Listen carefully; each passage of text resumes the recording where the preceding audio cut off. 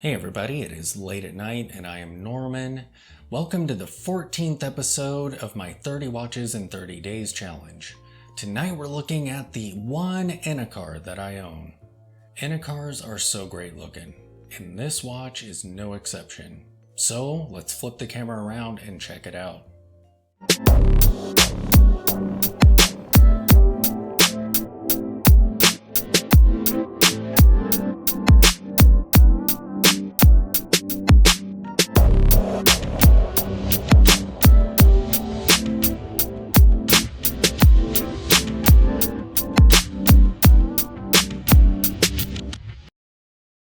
And look at that Enicar.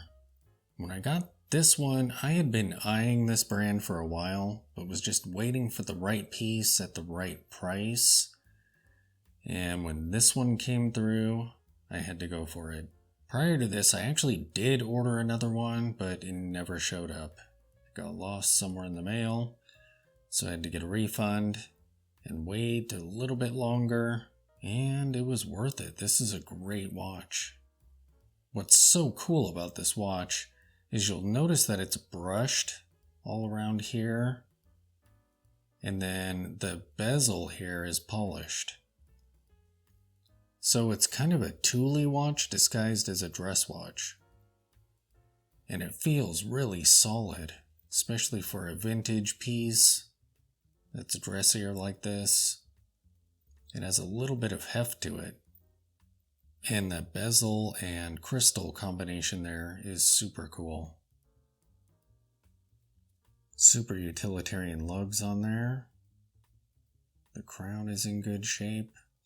I'm not sure if these were done in steel or a plated base metal. I'm guessing at how solid it feels and kind of higher quality it feels, it might actually be steel. That is something I would have to research. The case back is super fun. And look at that dial. These markers catch the light so well. They just shine and sparkle all over the place. And partly why I wanted to get an Enicar is because of that logo. That is so cool. You can't mess with a watch that has a Saturn on the dial. And the font that Enicar is done in is all super retro-futury. It's like Tomorrowland on your wrist. And this piece is in pretty decent shape too.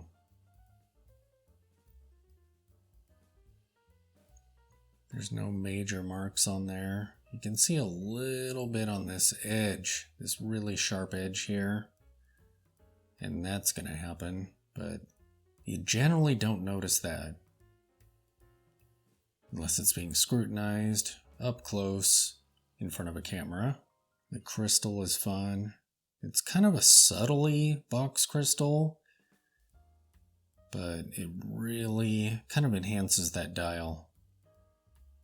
And all the shine that happens in there. That super glossy rehot in there really helps to increase the shine as well.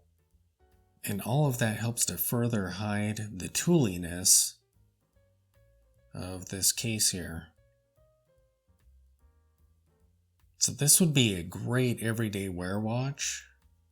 I haven't really worn it every day, but every time I put it on, it looks absolutely amazing. Such a tough little watch too. Alright, so let me take my seagull off and we'll see what the Enicar looks like when it's on your wrist. Yeah, I mean look at that shining already. So here is the Enicar on my 7-inch wrist. And I have it on a brushed buckle to kind of go along with the tooly / everyday wear aesthetic that this thing has. From every angle except the top, where all of a sudden it's dressy and beautiful and elegant. I mean, that is so great. It's almost like owning sort of a vintage Omega of sorts. Some of their dressy everyday wear watches.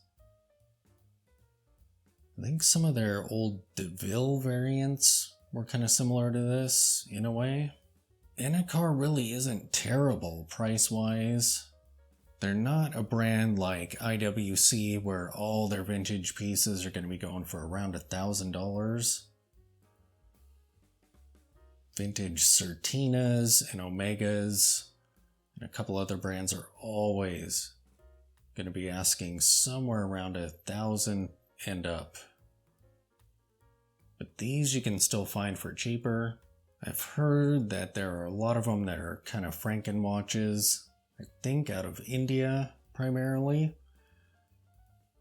But this might be one of those. I do not know. I haven't yet had this thing serviced. It's on my list, but I've got some other pieces that are prioritized in front of it, like the Zodiac, but we'll find out. It is a brilliant watch, and it runs pretty well. And it just looks amazing. So there you have it, the amazing looking Enicar. Oh, this watch is so cool looking. Thanks for watching.